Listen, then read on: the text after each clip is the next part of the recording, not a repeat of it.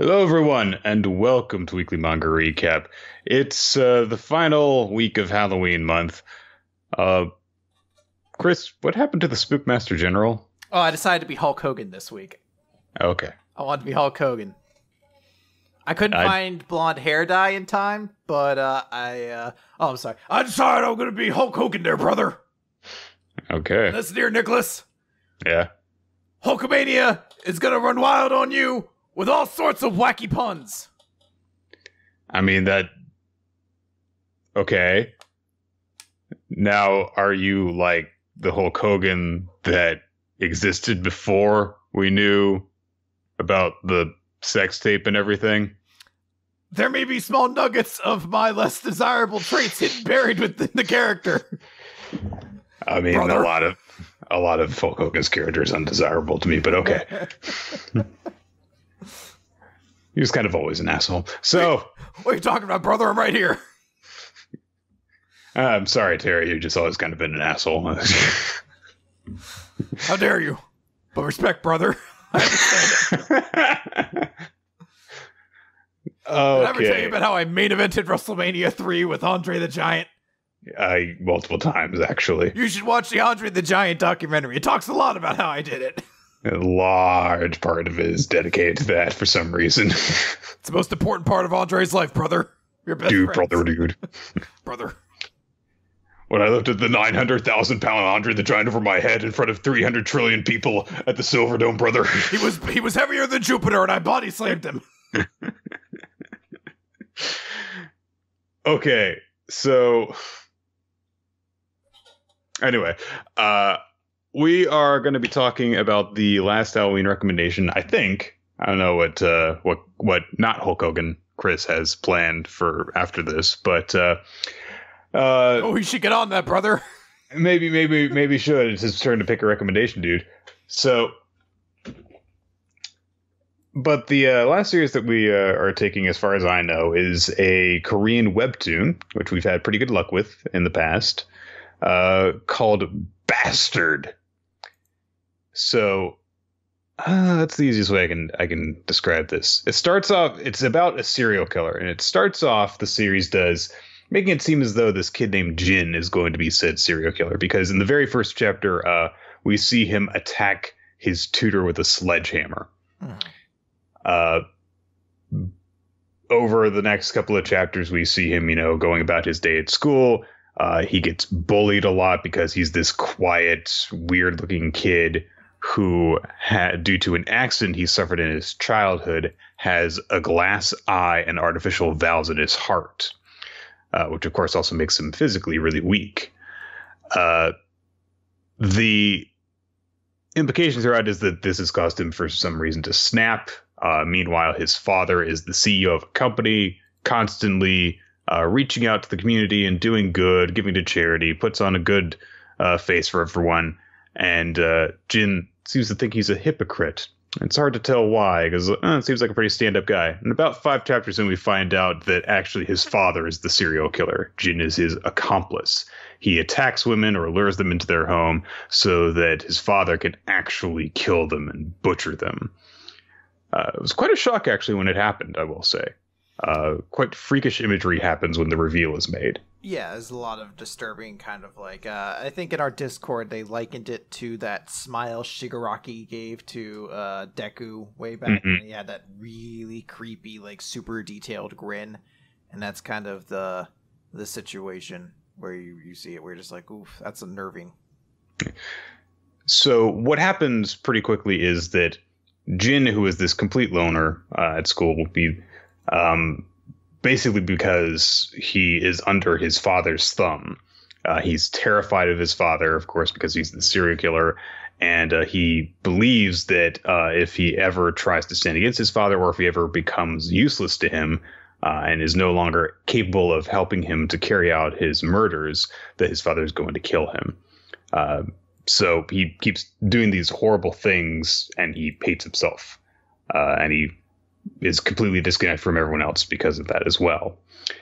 His father doesn't want him to have friends either. But there's one day he's getting beaten up by some of the kids at school, and this new girl, the transfer student, comes rushing up and scolds them and chases them away. Meanwhile, Jin is having basically a heart attack because in being beaten up, the artificial valves in his heart have started malfunctioning. So he has to be taken to the hospital.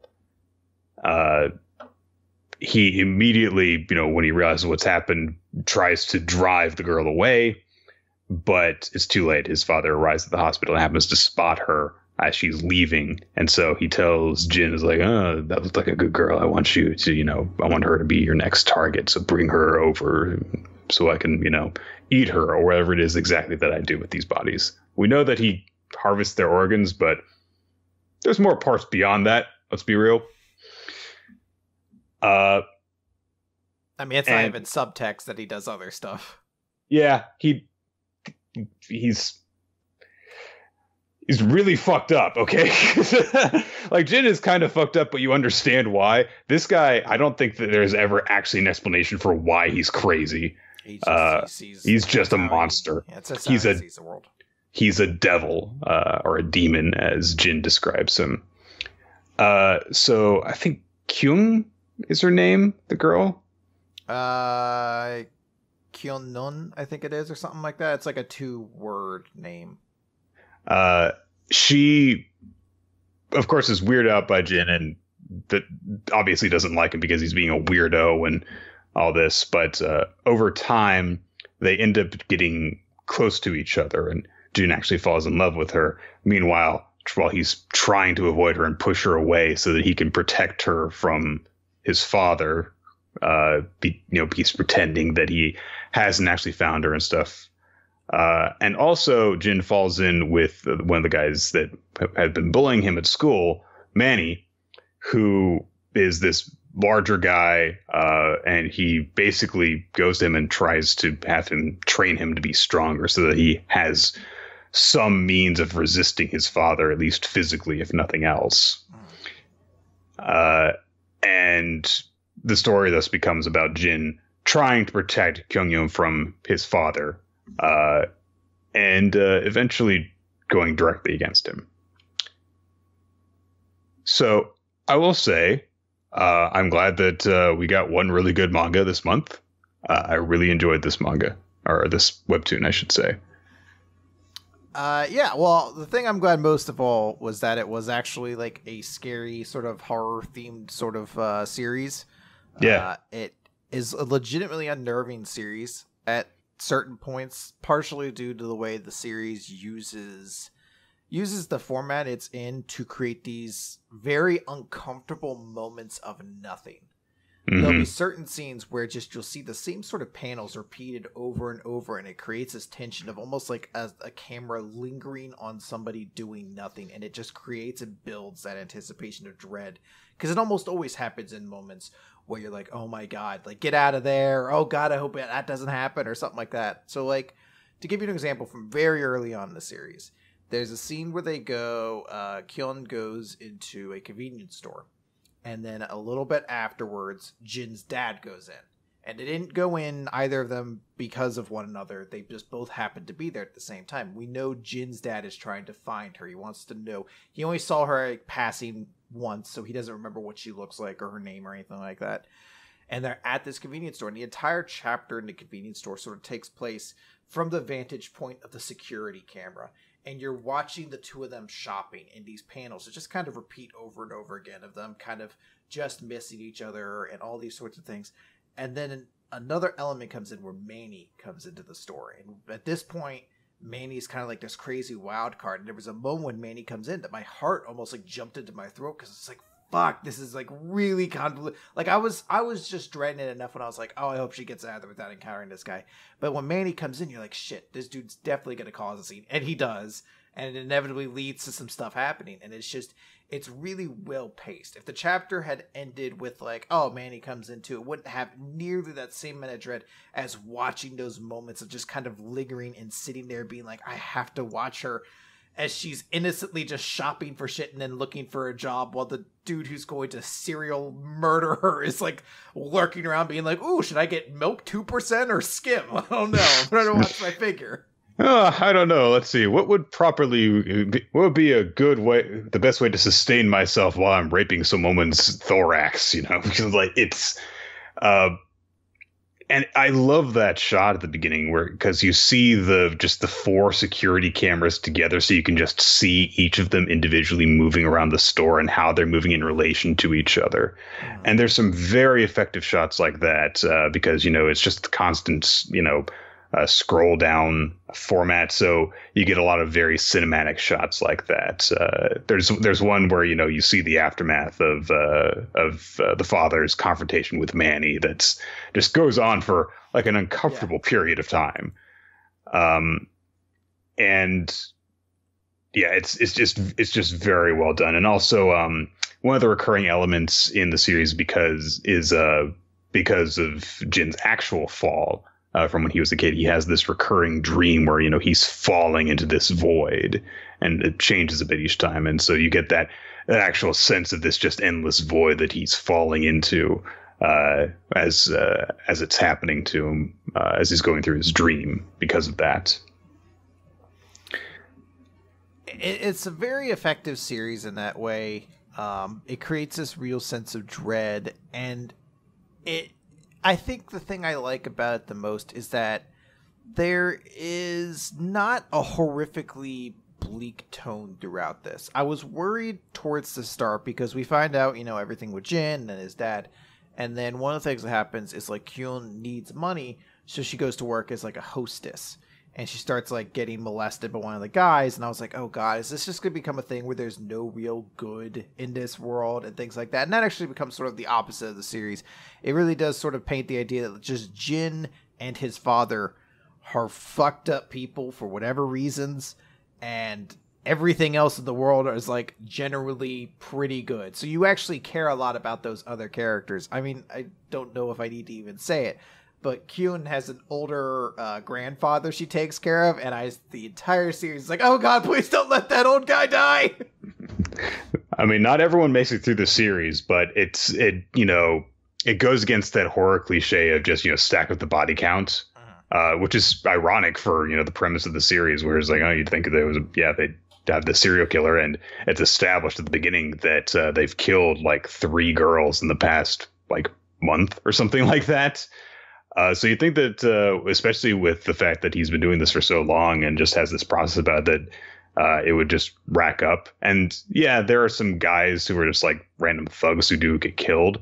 But in terms of like named characters, there's actually a really small cast, and most of them are around for almost the entirety of the series. Like the important character deaths don't start to happen until like 3/4 in. So it really ramps up the tension before actually going in for that stuff. I will note that it is not a perfect series. I think there are some big problems. For one, it's too long. Unfortunately, I think it could really do without a lot of the stuff in the middle. There's a hefty chunk in the middle where you're kind of like, it's not unnecessary, but it's one of those things that I'm like, I think if you abridge this into like a television series, you would make it a bit more concise. Because there's points where you're just like, you've stopped really necessarily even dealing with the central characters as much. Not like entirely, but I guess the central conflict. Like it's still, of course, always involved because Jin's generally involved in these scenarios. But there's stuff happening where you're just like, yeah, I mean, I don't know if this needs to be 90 chapters long when it feels like a lot of this stuff could have come out in 40 or 50 chapters kind of deal. It does help that we get some of those things. There's some stuff that I know some people are going to be like, well, this is awkward, but is pretty significant. Like there's an entire chapter where Jin goes online to research his wet dreams. And you're like, yeah. It would be something where like in other series I would be like weirded out by it, but it's one of these things, not weirded out, but it would feel gratuitous and gross, but it's not sort of that series. And it actually kind of is heartwarming would be the wrong word to use, but it's like, oh, okay, he's learning. He's getting better. He's It's moments like that where you realize just how much of a victim that Jin is. Like, it looks like he's going to be, the villain of the story at the beginning. And the series does not shy away from the fact that, yeah, he's done some bad stuff, but it also lets you know is like, okay, he is this way because he is a victim. He's been raised to be a certain way.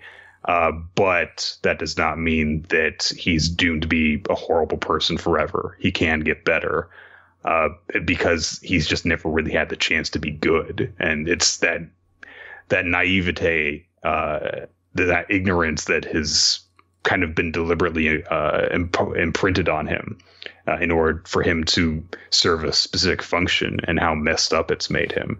Like, he goes on, to talk about stuff with Kyun, and they've had like a sex ed discussion in class, and he starts asking, like, what were they talking about when the guy was talking about jacking off? Like, what was that? Is it what? And she's like, Are you kidding? So, no. What was that about? Wow.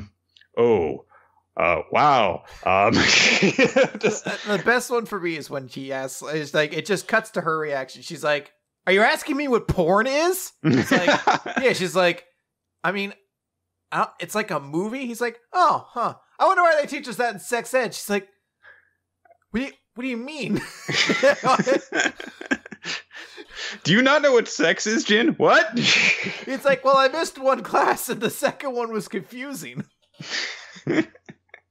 And then, yeah, he has the wet dream and is like, yeah, there was like this stain on my sheets. What is that? And he like finds the most helpful people on the internet. Is like, yeah, it's okay, kid. You just had a wet dream. It's perfectly natural. Although I will note the really weird, creepy scenario where like Jin's dad and his uncle come home. Oh, so weird. And the uncle's like, "This is my kid. He's getting all big," and he goes to like put the cover over top him because he's like, "Oh, look at that!" Yeah, and he's like, "Oh, our boy's becoming a man," and it's like, "Ew." Like, if that was a situation that happened to me, I would immediately be like, well, this scenario is never being discussed again, ever. I'm going to pretend it didn't exist, and it's getting buried as deep in my recesses as possible. Instead, he's just like, hey, Ralph, your kid's splattering all over his pants. He's a man now. Get out the gin. In his defense, he's very drunk, clearly. But even so, I think that in that situation, the most appropriate response would be like, "Oh, well, you might want to have a talk with him there, buddy." Yeah, and just move on. And also, yeah, his father's like, "So it finally happens. He's becoming a man now. That's not good." There's more I want to say, but it's tough to get into without really getting into spoilers. And I think it's worth noting, I guess, in like a general opinion, I like this series a lot. I think it scared me in ways that I'm like, cool. This is like the right kind of horror. It's tense. It's unnerving. You really do just dislike Jin's dad. There's stuff that they insinuate that you're just like, oh my God, he is like a monster beyond words at points where you're like, this is horrifying. And it's like a good kind of unnerving. Like it's not something where every person they walk into just gets their head cut off. It's not cheesy. Like there's real tension. There is some real stuff to kind of like philosophically digest, especially towards the latter parts of the series. So I'll give this a solid recommendation for that. It's a pretty easy series to read too. Yeah. It's not tremendously long, like, because chapters could generally only take like a minute or two to read, but they're really effective in how they're paced. I think this must just be the way these sorts of like Korean tunes are done, because I remember it having like a very similar feeling when we had like Ana Matseru or whatever it was a while back, like the Magician series, and Tower of God being a lot like it. Like I do actually really enjoy the format of like going down like a long panel and having like smaller ones like chunked in and things like that. So I give this a solid recommendation, but there's definitely some stuff I want to talk about that get into spoilers. I will say, this is like, I think just before spoilers, basically. There's a part about 20-ish chapters in where basically Jin's dad tracks down Kyun-yoon, and he shows up at her house while she's not there, and her demented grandfather is there. He's like, "Feed me! I want to eat. Where's mom? I want to. What are you doing here? Feed me!" And just completely ignorant of the situation. And Jin's dad just like, yeah, whatever. But it's like he knows where his next victim lives now, and so. Kyun, he's like associate her with this symbol that she really likes of like a Red Riding Hood type of character. And so he just, like gets really close to the old man and just says like, there's no woodsman who's going to come and save her. And he puts his hand on his shoulder and says, "I'm going to eat your granddaughter." Just like, holy shit, this guy, he's such a horrible person. He's also a really massive control freak asshole. Honestly, a lot of the parts where I hate him the most were he wasn't actually like planning to kill anyone. He was just being an asshole to his son. That was it.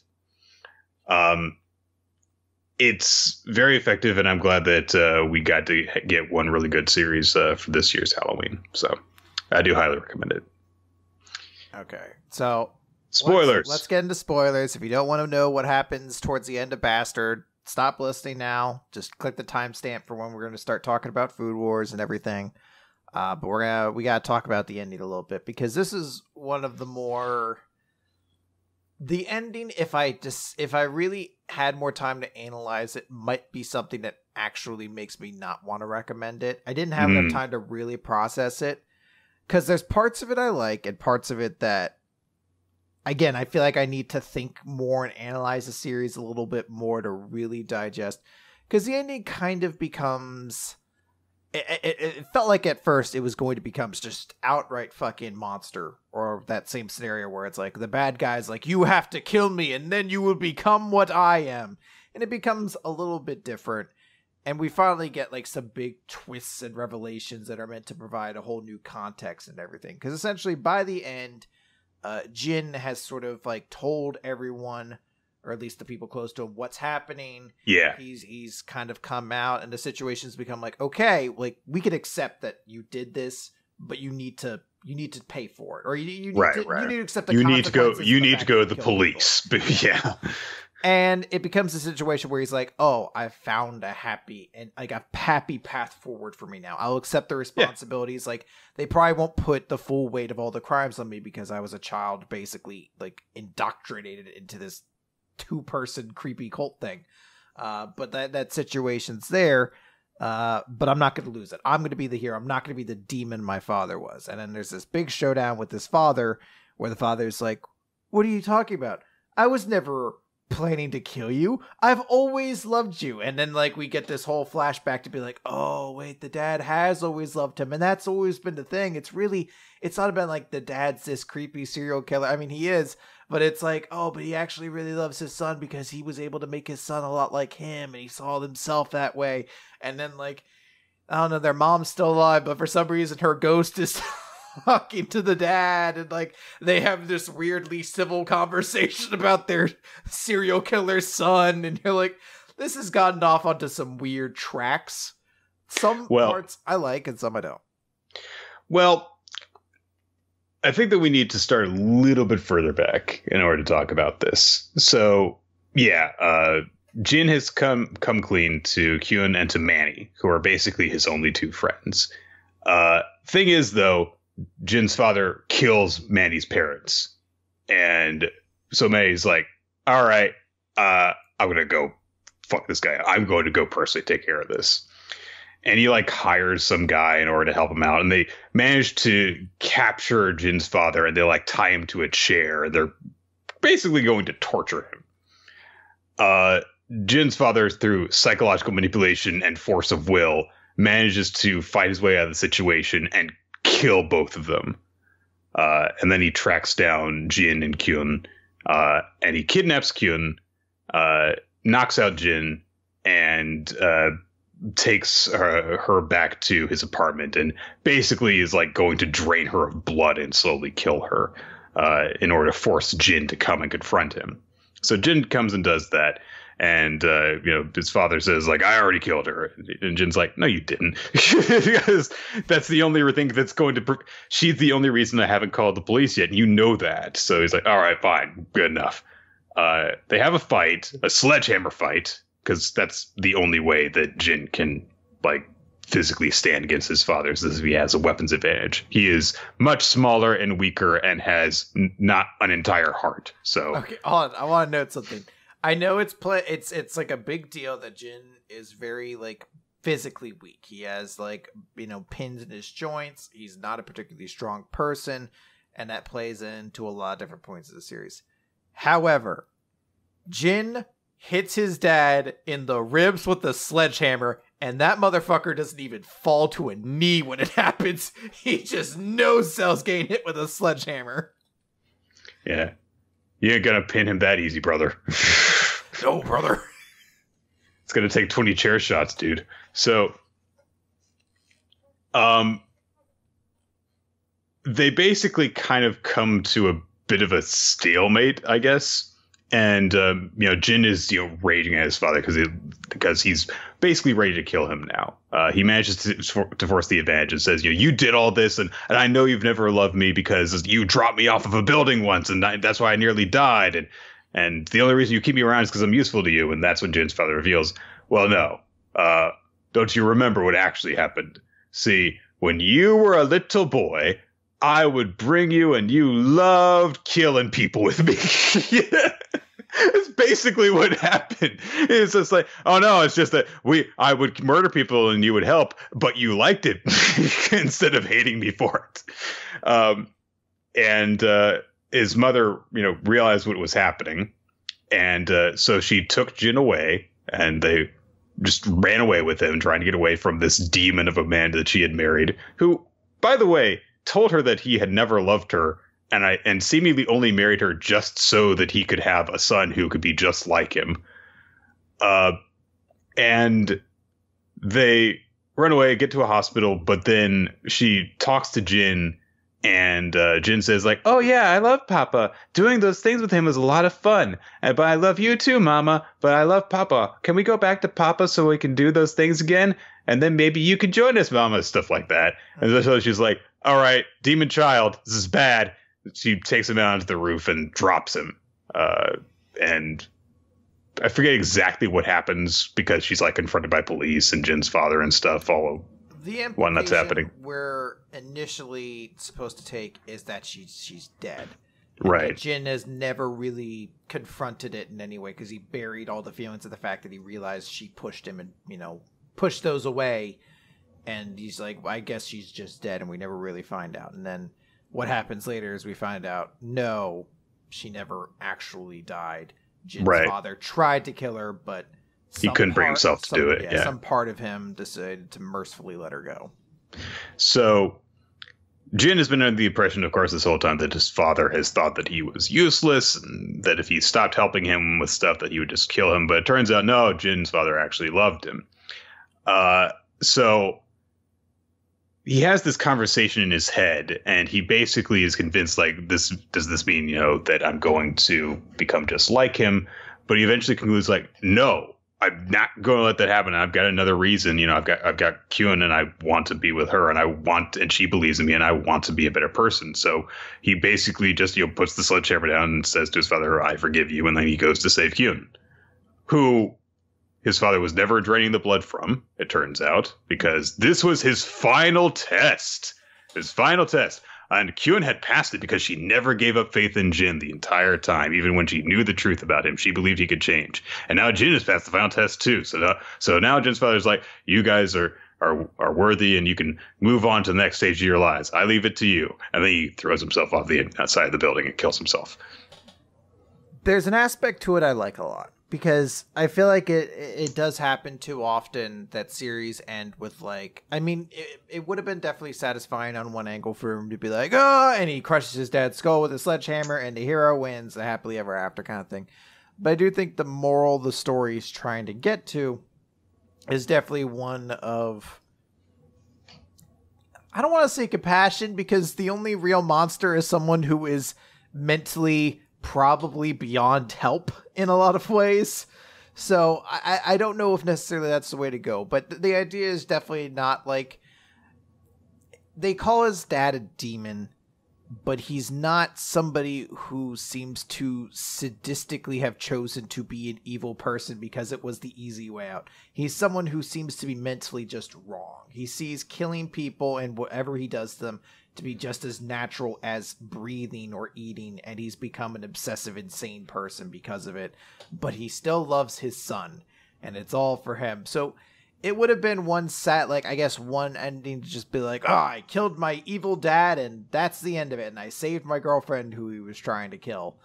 But there's definitely some kind of larger story at work about like love and family, and particularly the relationship of a father and son that's at play here. I mean, it's hinted at frequently throughout the series of the idea that all sons one day surpass their father. You know, they play it up as like, the one day you beat your dad in arm wrestling is a day you'll never be able to come back from, and all those sorts of things.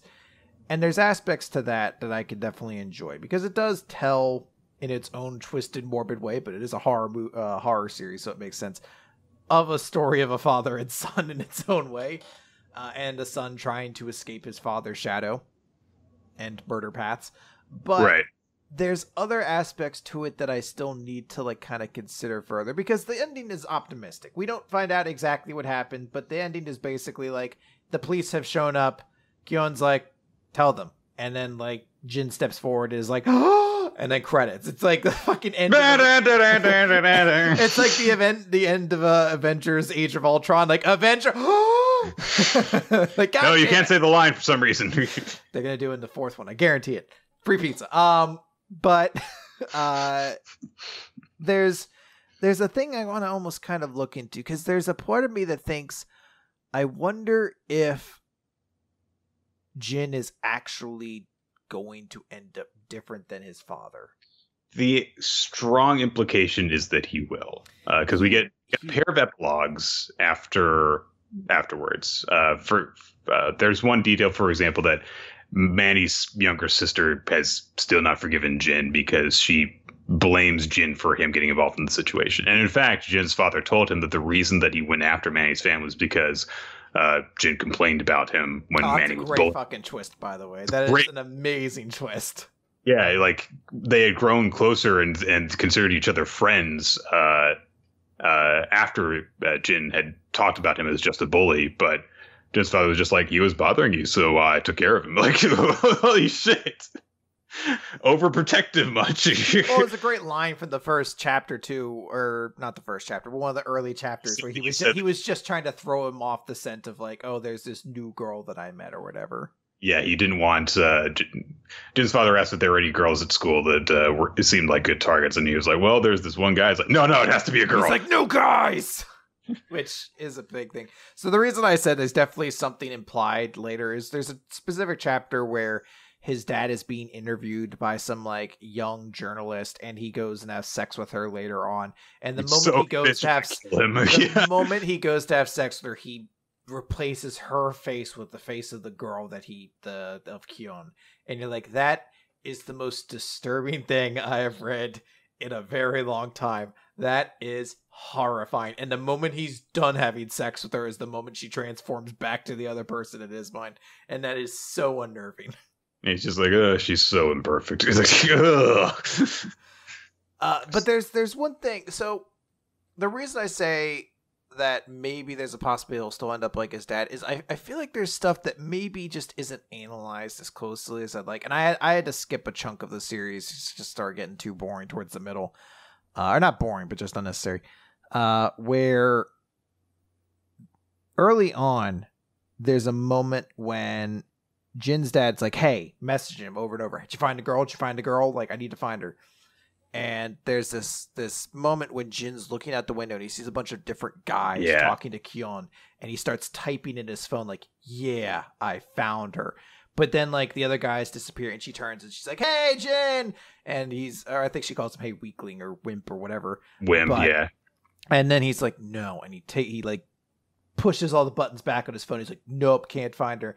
And I'm like, holy shit, he was about to let that girl die because she was talking to other guys. Like, that's an obsessive, weird trait that maybe he very well could grow out of, but I thought there was something more to explore there, that maybe it's not just all the childhood thing. I think that a lot of it just comes down to he is very emotionally immature because of the position that he is in. I mean, it really goes to a long ways to explain the kind of person he is, that he has that conversation with Kyun, asking her is like, what is masturbation? Like, he just doesn't know these things, and he has literally never had a friend in his life. So he doesn't know how to deal with the things that he feels towards other people when he's actually close to them. Later on, he overhears a conversation between Kyun and Manny where they're talking about him. And Kyun's like, I don't really see you as the kind of person to hang out with a guy like Jin. And he's like, what are you talking about? And she's like, well, because you're a fucking bully and you're hanging out with a guy who's kind of a wimp. And he's like, well, my family is wealthy and they're competitors with his father. So someday when we're, inheritors of our businesses, then, it might be good to have him be in my debt. Besides, it's not so bad to have a weakling be friends with sometimes. And Jin hears all of this, and he doesn't have the reaction of like, oh, he's just using me. He's like, we're friends. Like, well, he doesn't get all of it. Like, I think that's sort of the natural reaction he's supposed to have, though. Is like, it's a conversation about how Manny's like, yeah, I was kind of just initially being friends with him in a state of like, oh, hey, this is a relationship I can exploit down the line. Which was honestly kind of what Jin was doing anyway. He's like, hey, teach me to fight, that sort of thing. And then he's like, yeah, but there's just something about that guy, and now he's definitely my friend. So yeah, I think it's natural for Jin to kind of come out of that conversation, eavesdrop, being like, oh, I've made 2 friends. Yay, me. And there's definitely stuff they do explore, as you mentioned, with like, yeah, he just doesn't know a lot of stuff, like sexuality and just like maturity and things like that. He doesn't quite grasp. But I think there was like, and again, maybe this happened and I missed it, but I thought there was more of an opportunity to explore those parts, to particularly that moment with the phone. It caught me as like a moment that I kept holding on to, like, oh, maybe that's a sign, like the first sign that Jin's a bit like obsessive and twisted himself. And they do kind of suggest there was a level of that when he was a kid that maybe went away because he found love or something like that.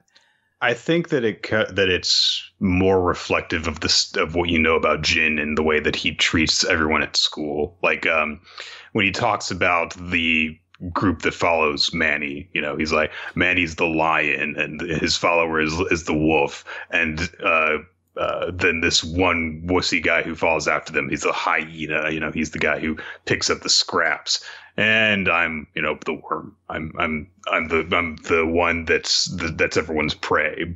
But I'm not scared of anyone because I live with a demon. So he doesn't see people as people. So I think that the whole point of the thing with the phone with Kyun is that he is interested in her at the start, and that's why he avoids telling her his dad about her, and then he's reminded of. And then he gets jealous, of course, and goes back to just thinking of her as just as, an animal is going to be butchered. And then he is reminded of her good parts. And as he gets closer to people, he gets more and more past that. I understand, that in isolation, that scene makes it seem like he's just kind of a creep. But I think that it fits with the whole of where he is at the start of the series, especially because, you get that implication that he's just this psychopath murderer who just kills people when it turns out he's under his dad's thumb. And that's why he attacks women. Mm-hmm. Now, the only other thing I want to note, though, is they really cockblock you in being like, ooh, wow, I guess we're going to see what happens with the mom. Now that we found out the mom's... It never comes up. All we get is her ghost. No. Her dad talks to me. He's like, you're not dead. Why are you a ghost? And they're all right, let's civilly discuss our creepazoid son. Well, 2 things. One, that's his hallucination of her because he's fucking crazy. I know. So, of course, he has a civil conversation with her. She is his idealized version of her. Secondly, we do see her at the end. We see her in a hospital bed, and it heavily implies that Jin, after he's released from juvenile or whatever it is, that he goes to see her, and she's happy to see him. Yeah, I'm talking about within the context of the story, though, getting like a full thing. What do you mean? There was more to explore in that relationship, I think. Okay. Remember, this is a woman who was psychotically broken by the notion that her son was an irredeemable monster. And it's like, I don't know. I'm glad it's an optimistic sort of series, so it doesn't dwell into those things, but it's one of those things at the same time, you're like, it feels cheap to not pay off when you use the horror to create these scenarios to be like, oh, well, let's deal with the consequences thereof. Well, you have to understand that she is essentially fridged. You know, she existed in order to provide backstory. So she was not like a full character in her own right. And I'm not going to say that that's a good thing. The series has like 2 important female characters besides her, and they're basically all they all function in order to just give more character to the men that they relate to. So I see your point that is brought up and then not really heavily explored, but that's kind of by design more than anything. I'm not saying that it's a good thing, but I understand why it was done that way. And I think that if you go into that, then it gets away from it's like, but he can change, which does very much simplify things. Yeah, I mean, I think we're going to agree to disagree on certain parts towards the ending here, but. But hey, both like this story. If you are interested, you can check out the series. It's available on Webtoon websites and stuff like that. So yeah, Bastard. Also, the author has a new series that is currently ongoing. Mm-hmm. All right. Let's get into the recap portion of Weekly Manga Recap then, Chris. We don't have My Hero Academia this week. Nope. Sad. So I think that we'll start off with Food Wars and then we'll move on from there. What's the full name? Huh? What's the full name? Of Food Wars? Yeah. Food Wars Shokugeki no... Oh, shit. But brother! Don't you mean Food Wars Shokugeki no So Macho Man Randy Savage? Oh, I am a real American.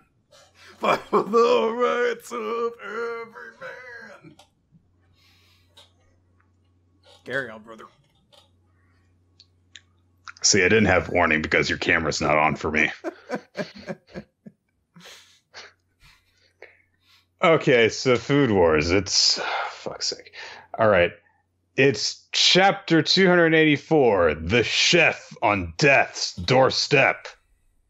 So, last time, Asahi showed up in front of Soma while they were preparing for the blue, and Asahi was like, you've got to make it to the 3rd stage or whatever in order to even see me, so bye.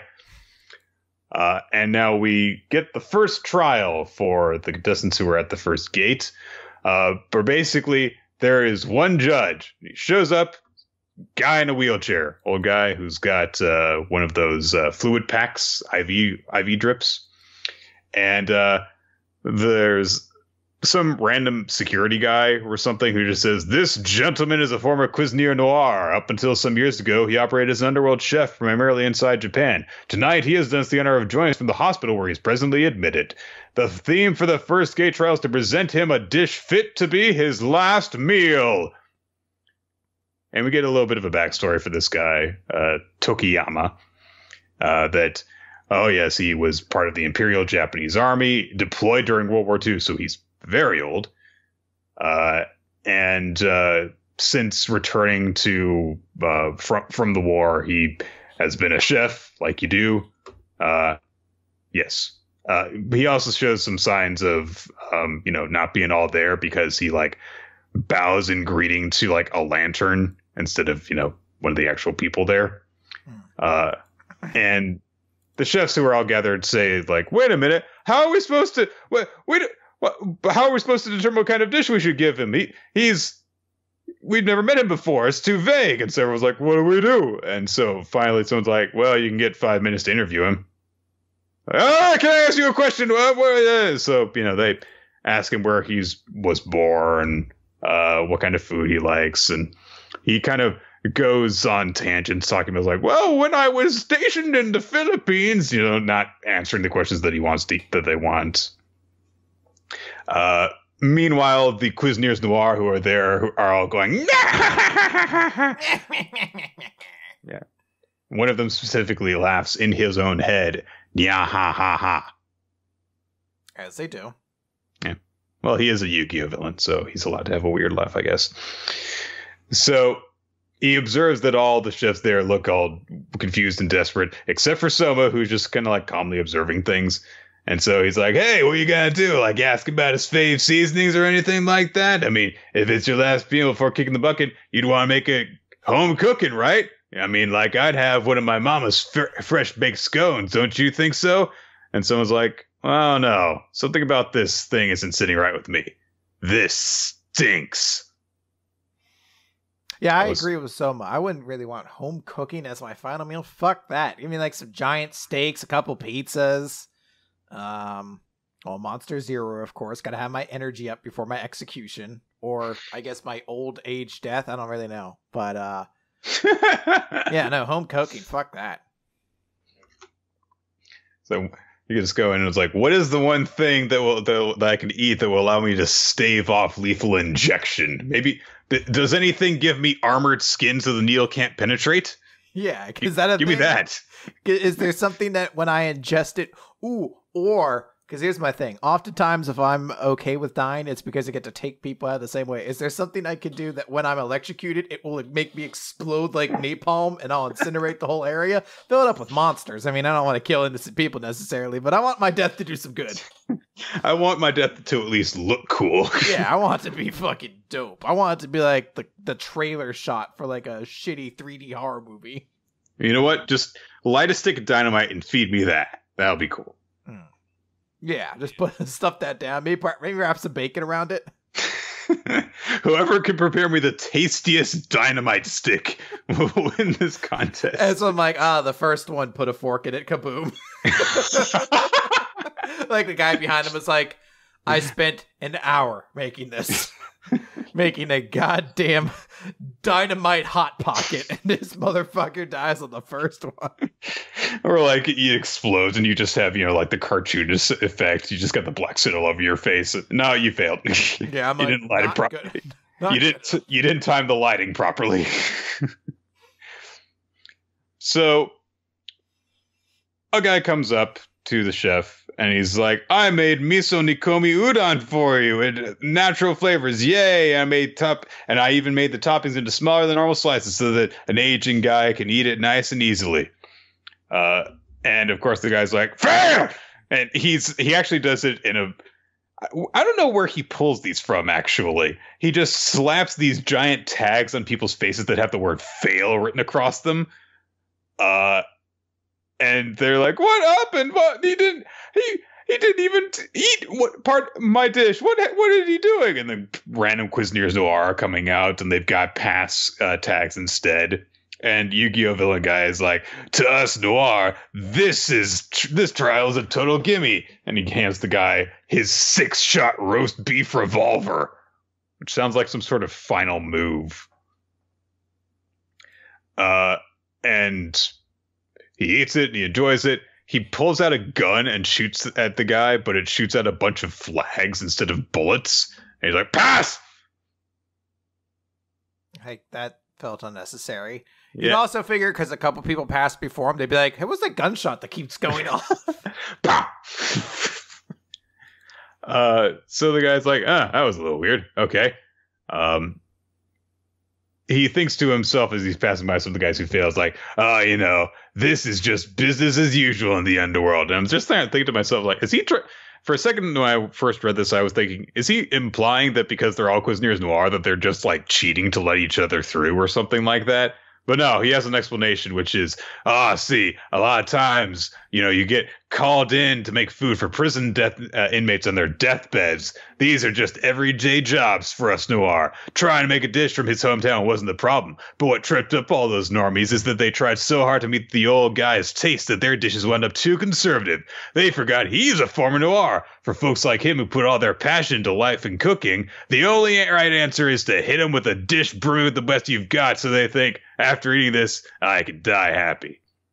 Which does make a good point of like, I know, I'll just make something nice and safe, as opposed to, well, what you were saying, Chris. Well, like, I want something crazy for my last meal. Make me something awesome. So I also do kind of like this as an insight into noir, where the sort of notion they take is like, yeah, we kind of do the jobs that no one wants to in a certain way. Like, we're creating like, hey, somebody's got to make that last meal for a fucking serial killer who's like eaten 20 people in his lifetime. Someone's got to do it, and I take fucking pride in that.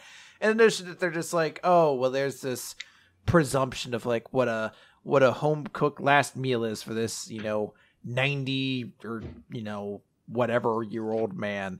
And right. It's like, no, I mean, these guys have lived crazy lives. Like, why wouldn't you go with something more crazy and cool for that kind of thing? Like that notion of just like, well, he's an old man.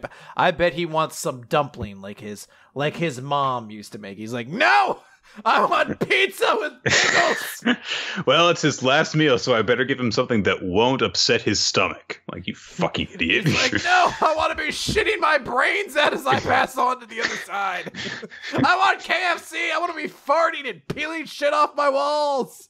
That'll be my method of getting revenge on the people who execute me. When I evacuate my bowels, I want them to be poisoned by it. I want to be everywhere. A smell they can't get rid of no matter how much they Febreze it. The guy pulls the switch and then he's like, oh no, it's awful. Oh! Meanwhile, Soma is thinking to himself, I don't like this. A dish fit to be a last meal? I'm not buying that at all. So he looks angry over something. Mm-hmm. I guess we'll find out what exactly he's angry about next time. Yeah, definitely. I actually kind of dug this chapter. I think it's solid. It's not like crazy intricate or anything like that, but I do like the direction they seem to be going in with this. It's all right. Yeah. I'll be happy to see if like the overall direction of noir kind of actually fits back into that major theme that's sort of been the overarching idea of Shokugeki no Soma, about like less structure and more kind of freedom and individuality, and cooking is the importance to making good dishes, and you can kind of represent that in its own way through noir. Do you want to talk about Eden Zero or the comic next? Let's do Eden Zero. So Eden Zero, Chapter 17, The Collection. So the adventurers have made it to the Shooting Starlight Guild, and Rebecca. Rebecca was asked, "Hey, it took this long to make that mistake." I'd call it a very mark of pride. Like, hey, Rebecca, the Guildmaster wants to talk to you. We don't actually get to find out what happens there, because Rebecca's like, all right, I'm off, and she leaves behind Shiki and Pino to go exploring on their own, and we don't really cut back to that. So Pino and Shiki go exploring. They're like, whoa, there's water in the sky and robots cleaning the street. This is so crazy. Whoa, it's the future, man. And then we cut back to the very, very cool guy. He is so cool. He's got such cool hair and a cool headband and his cool cloak with his ribbons and everything. He is extremely cool. They haven't named him yet, so he's just going to be super McCool dude. And he's attacking... I forget her name. Labilia, something like that. He attacks her, and he beats up all of her bodyguards. Like, just fucking clowns them. And everyone's like, we can't stop him! He's too cool and fast! And, like, he knocks over a couple guys, and then he's like, you're coming with me. It's my job. And she screams out for help. And Shiki shows up, and he grabs McCool's fist, rather. And he's like, stop. You're making it uncomfortable. And the guy disconnects his arm, does some ninja symbols. It goes flying off, then returns back to him. And he does a rocket punch, basically. Yeah, a very elaborate one. He needs to do his ninja signs before it happens. And Lobelia is very excited. She's like, "Oh, Gravity Boy, thanks for helping me out here." Pino quickly kind of analyzes that this guy is 60% mechanical, so he's a cyborg. And she's like, "Oh, thanks, help me beat this guy up. He's super cool and he's fighting me." He's like, "I don't really actually care about you. It's just not my style to let bad guys get away with this sort of stuff. You know, Grandpa always taught me that when someone asks you for help, you give it to them. That's the first step toward connecting one heart to another." And Lobelia is like, and her heart beats because she has a crush on Shiki. Because this is the way Hero builds character development. And he's like, "Oh, well, she'll fall in love with him and thus get better." I don't know. I will say this. I think that that's actually a pretty cool thing for Shiki to do. You know, just like, this is a lesson that my grandfather taught me. When someone asks you for help, then you should help them. Yeah, that's a really big stand-up shonen hero thing, a way of looking at the world. Someone needed my help, so I helped them. And that's it. So yeah, that's odd. I'm less excited at the idea of like, oh, well, this is how Lobelia gains her crush on Shiki. But we'll see what happens with that. So we don't actually get like a sort of a conclusion to that, because we find out this guy also has Aether Gear, and he's going to fight against Shiki, and they both have Aether Gear, and that's crazy. Then we cut over, oh my god, for some reason, to the planet Gilst, and we see a woman made of stone, and a bug is about to land on her when a giant tongue comes out, like frog-like tongue, snatches it up, and we see, I don't know what you'd describe him, a giant pufferfish frog gangster thing. He's very frog-like, yes.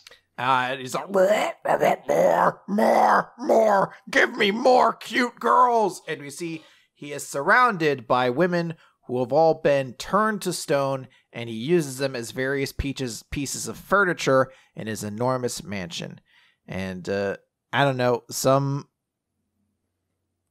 rabbit face thing? I don't know what he is. He looks like he has rabbit ears, but this could be something else. Some other dude is like, "Master Eliga." But wait, me? Hold on, brother. Don't you mean Elita? Boom! He is a very famous women's wrestler. I don't know whether I like the Elita joke more, or the fact that this guy who clearly kidnaps women and stonifies them to use them, his name is Eliga. what? Like in Heroes, like creative meeting, they were like, "What do we call this character?"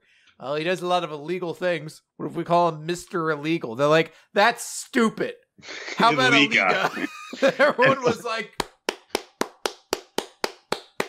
brilliant. And, he's here with his minion Crimina, and the ninja guy is obviously into Kidnapper. No, that's Felanos, Nick. That's Felanos. Yeah, and soon his female sidekick, Miss Demeanor, will show up. So that's actually a pretty dope name. So yeah, they find out that more women are going to be coming, because Eliga's like, "Oh, I hope they're beekeepers." Crunch, crunch, crunch. And weird butler guy is like, "Oh yes, well we've started a large scale beekeeper hunt on Blue Garden, and yes, we're going to have the most beautiful beekeeper girls here, and they'll soon be yours. Yes, I want them now."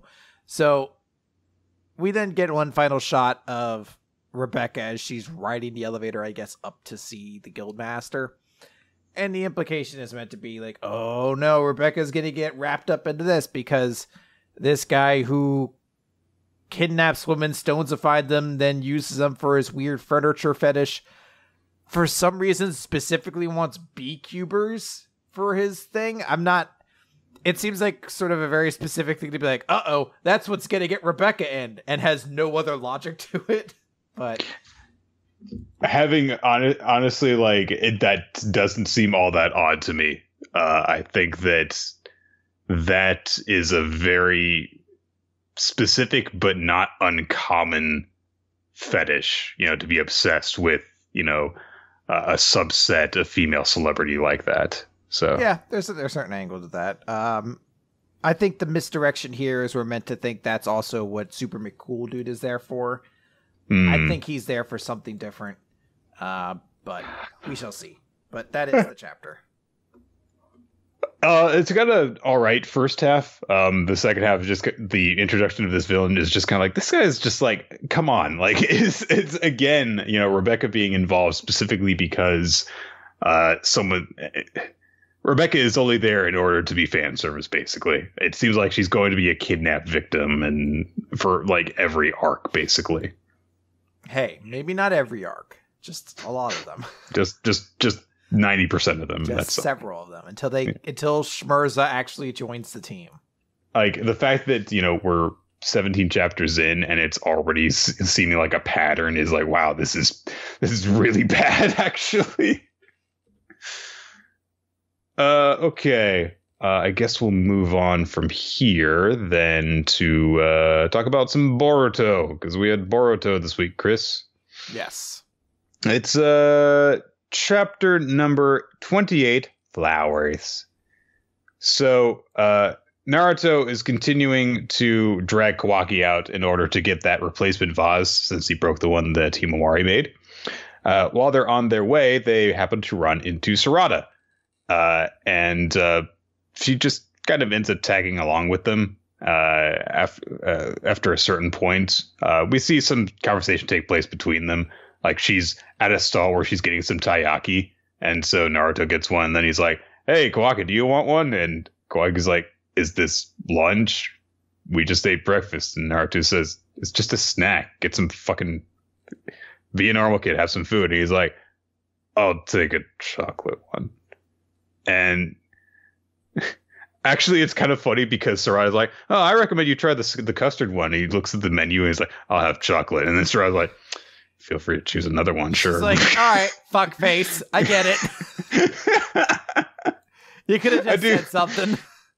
I do love the way that it's worded. Just like it's just you can tell that she feels only very slightly annoyed at being slighted that way. But it's like Kawaki's such a dick that you kind of buy it anyway. And then Kawaki's like, this is actually delicious. And then Sarada says, and honestly, the nicest way that she possibly can. I've never tried the chocolate taiyaki before. Can I try a little bit of it? And Kawaki's like, no, it's mine. He's such a dick about it. He's like, it belongs to me. Why should I give you some? And Sarada's like, no, whatever. Brother. Don't you mean Sarada Wilder? That's such a stretch, I swear to God. But wait, brother. Don't you mean Kawakiri Tangle? That's even worse. I am a real American. People aren't even going to know these puns, Chris. Who the fuck who doesn't watch wrestling is going to know who Dash Wilder is? They will assume it's a very poignant pun. It's a name that I don't recognize. I totally get it. I'm like, he's one half of the famous tag team. The Southern Rebels? The Down South Boys? Say yeah? Fuck, what's their name? I'm gonna see how long it takes you. The Revival. Boom. Yay! It took you about 10 seconds. They're a great tag team. They don't do anything. That's accurate. So then at that moment, just as Sarai's gotten finished being annoyed at Kawaki being a dick, a kid accidentally bumps into him because, he's racing with another kid. And honestly, it's a really humorous looking picture because he's like leaning forward from the force of the kid running into him. And then you realize, oh, he just grew a giant claw out of his arm. He goes to attack the kid, and Naruto stops him, like, just in time. He grabs the arm right before he mauls this guy. And Naruto's like, what the fuck is wrong with you? And he drags Kawaki off, and the kids are like, sorry, please, sorry. And Kawaki just goes, I'm sorry, I find this so amusing. there's nothing wrong with romping around. First of all, romping? What the fuck? Then, but there's danger lurking around every corner in this world. You ought to be more careful. Oh my god, we finally found a bigger edgelord than Tokoyami, Chris. What an asshole, stupid jerk. So, Sarada stays behind a little bit and goes to comfort the kids and says, hey, sorry that we scared you. You know, you can go ahead and go on. And she starts scolding Kawaki, of course, afterwards. And Kawaki's like, I was just teaching him a life lesson. He's like, I wouldn't have done anything. I was just trying to scare them. Yeah. And Naruto's like, come on, calm down. And then he's like, I thought you wanted to make it so Boruto wasn't upset with you. That's never going to happen the way you're going. And Kawaki's like, I know. Please don't tell him. I want him to like me.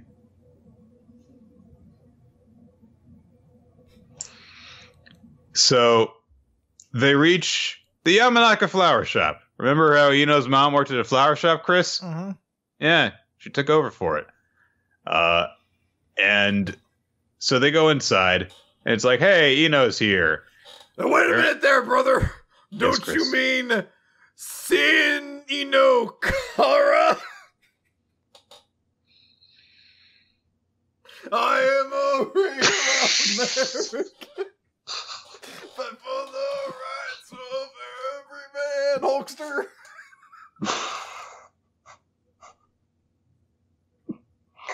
It's so bad. You didn't even say Sino Kara. Like, I get lost. Actually, Nick, hold on. Let's loop back real quick. No! Oh, no, let's loop real quick back to Eden Zero and say something about Shiki. What about Shiki, Chris? But brother, don't you mean Shikinusuke Nakamura? I'm a real American. Why do you say the theme song for each of them? Because of Hulk Hogan. That's not what Hulk Hogan did. Hulk Hogan always sang his theme song. No, he didn't. You had to remember all the words.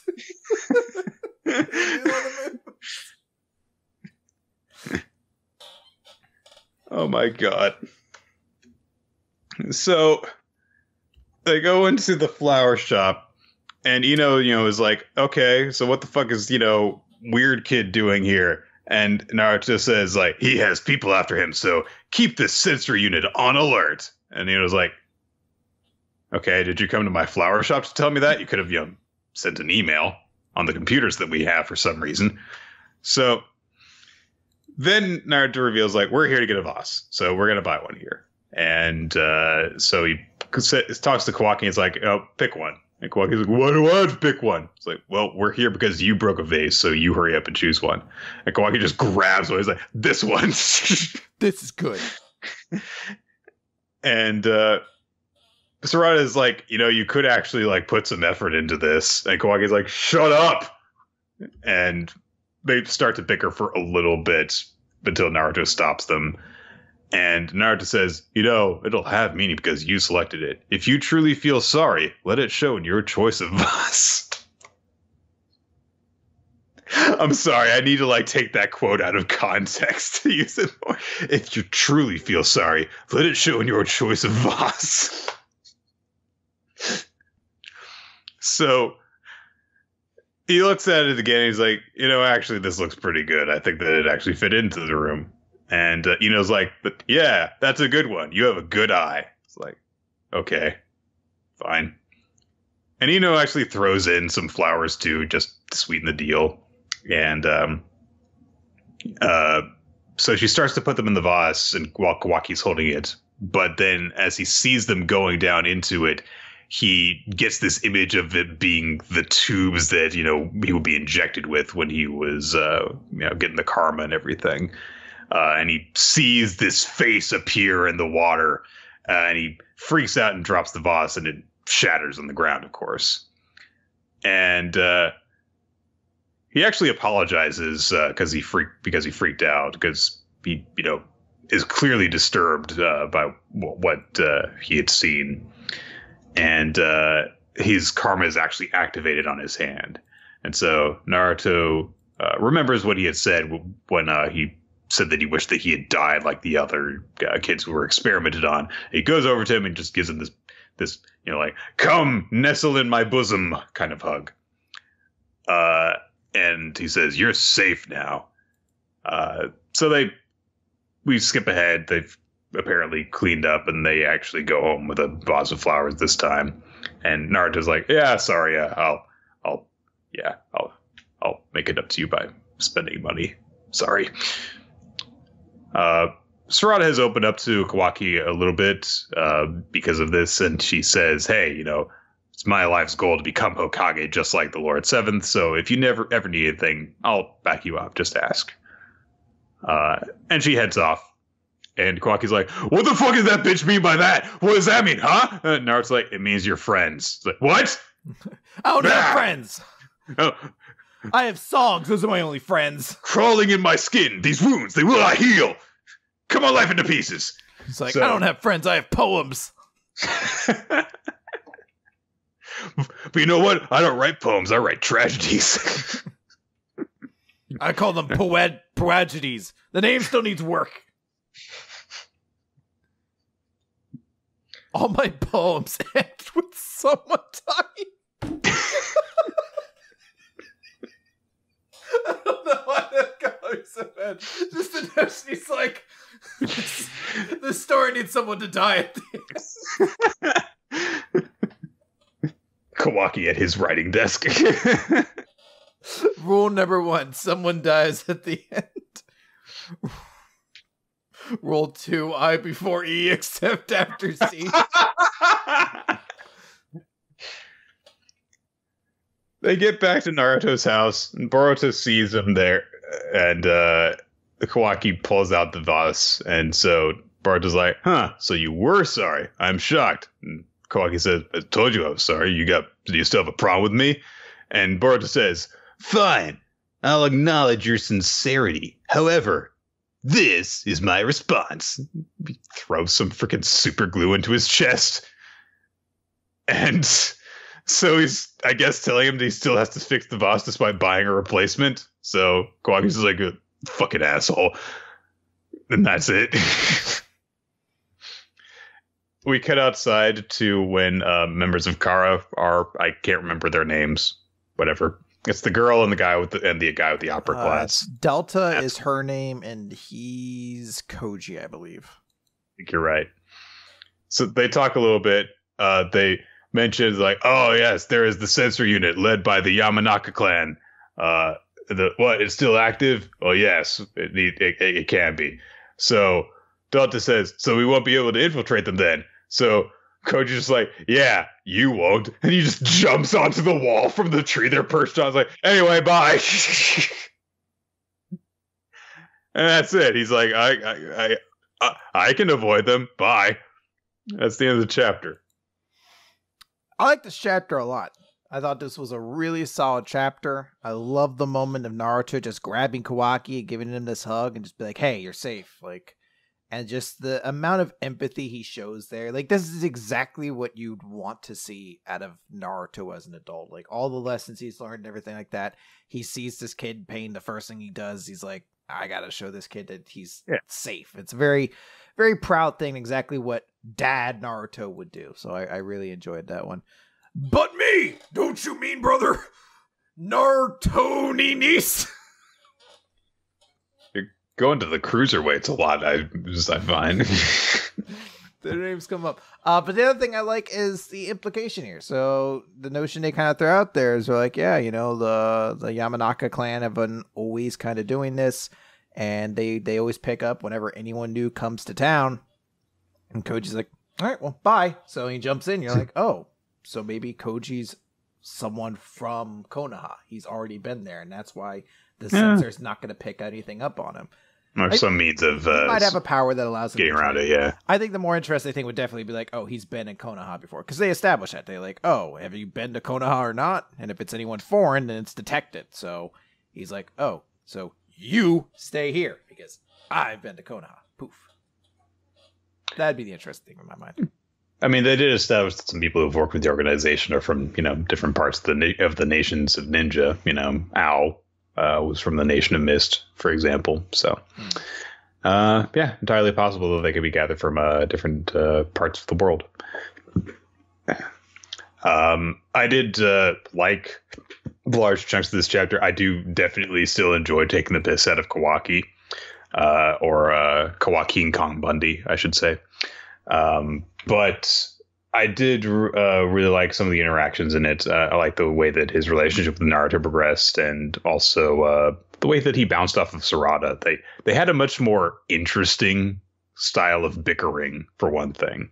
Like, I liked it more that they weren't basically the exact same, being a couple of try-hard asshole 12-year-olds, but Sarada had that, slightly more mature outlook, but she also did demonstrate that she was capable of more than just like fighting with him. She would also act appropriately when Kawaki was acting inappropriately. I really do like the moment when she goes back to comfort the kids. It's like, oh wow, okay, that's cool that she actually did that. And also, if we're going to actually seemingly make Kawaki be like the second most important character in the series, it's going to be important to see him bounce off of a bunch of different cast members. So yeah, I dig it. All right. What do you want to do next? I know it's your turn. Let's do We Never Learn. Honestly, I don't think there's that much more to say. Don't want to talk about Komik? I think Komik is good. It's one of those things that, I mean, if you're not even reading it, it's not worth really getting into the recap for it. It's an interesting story. Read it. It's in Jump if you already pay for it. But yeah, it's not worth really digging into too much right now. And also, if we go straight to We Never Learn, I can just hit next page on my reader since they're right after each other. Yay. That's what I planned. So, question 4084. A certain book alludes to a predecessor's ex. And this chapter starts with Karasu as she's going by. But Chris, don't you mean a certain book alludes to a predecessor's ex-Pac? Brother, that's a great one. You've become the Hulkster now. You invited me to make wrestling puns. I couldn't resist for very long, so. But brother, don't you mean Karasu Tin Benjamin? That was awful. You should feel ashamed of yourself, brother. I guess there's not a lot of wrestlers whose names begin with Sue. Wait, what about Kira Sonya Deville? That's much better, honestly. Boom! Suck it, brother. I am a real American. Anyway, so Kirisu. Yeah, it's a Kirisu chapter, so we're not going to pay too much attention to it. Wow. Kirisu's confiscating everything, and she's like, no, nobody has fun. What are you doing? And she like grabs something from this one girl, and she's reading a romance novel. And she's like, no, you don't understand. This manga is my Bible. And it's a story called He's My Student. Kirisu's like, nope, I'm taking all of this, and you're all going to have to submit essays tomorrow that are apologies. So we cut over to Kirisu, and she's at her house, and she's looking at the manga, and she's like, why did I bring this home? All right, because I'm incompetent at everything.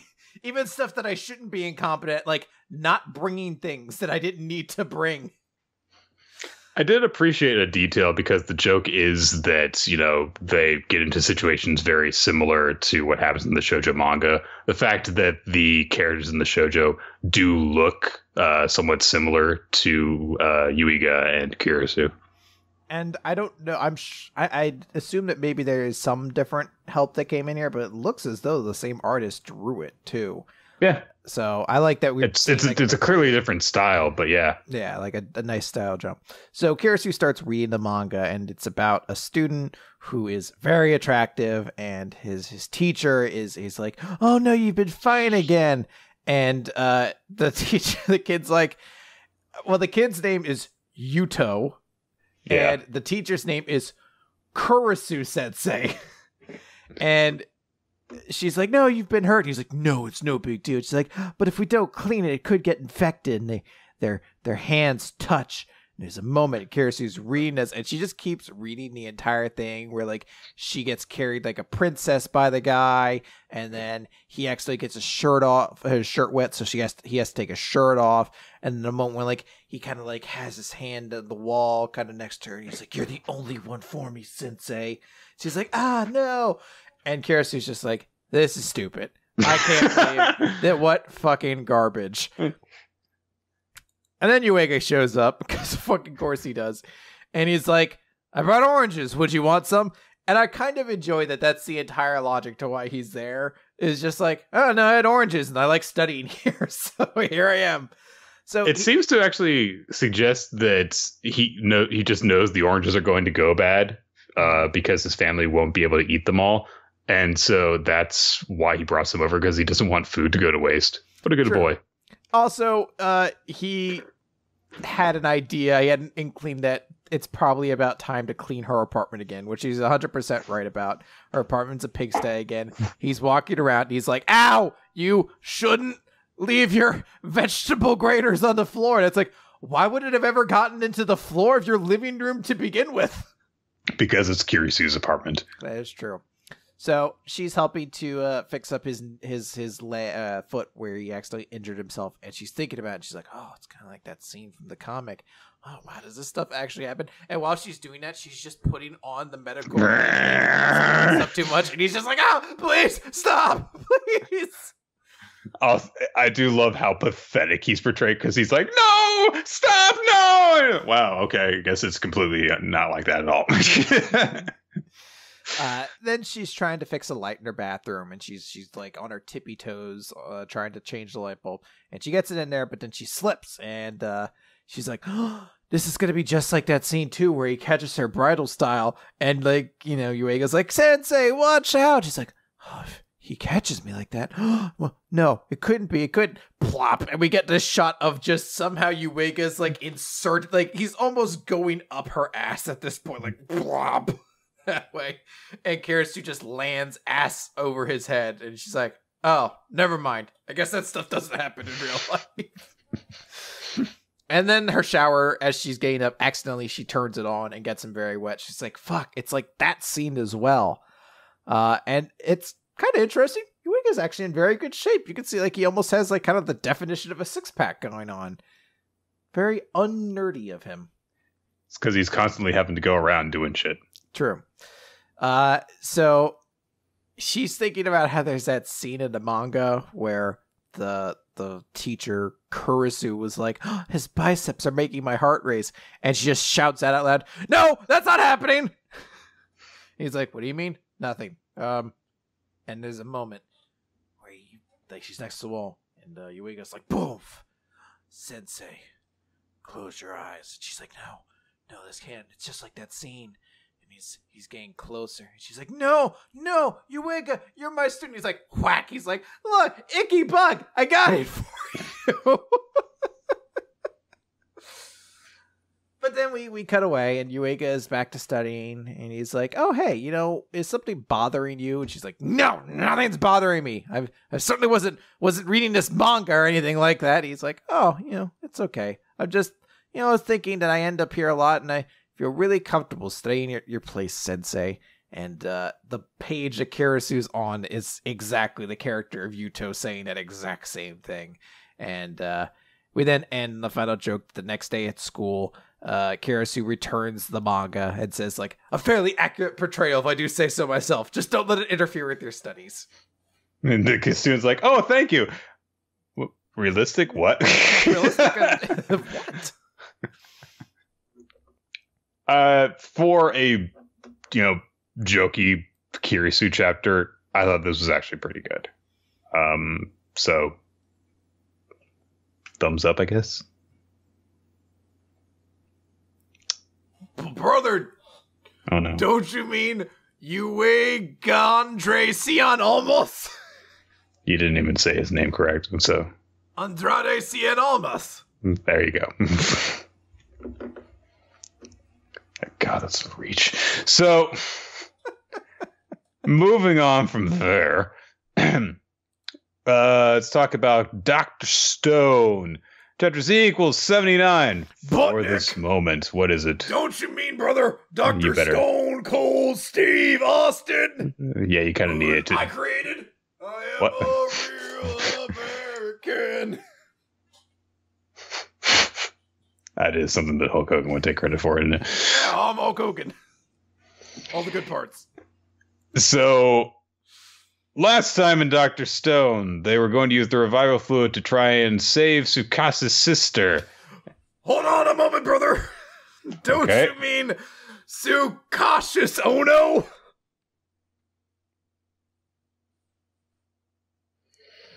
I am So, the stone breaks away. Oh wait, now I'm gonna do.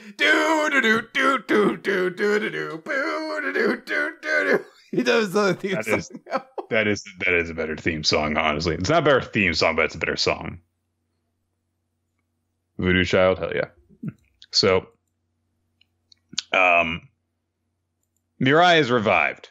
It worked. Hooray! And she is also woken up from her coma, and she has probably the strangest stone crack pattern out of anyone yet. It's like a kappa patch on her head. Yes. Very distinct, at least. Never going to mistake her for anyone else. But yeah, she's reunited with Tsukasa, and she immediately recognizes him, even though she's been in a coma for 6 years before that. And there is actually a really cool little line where she's like, how long have I been sleeping? And Tsukasa says, 6 years. No, thousands of years.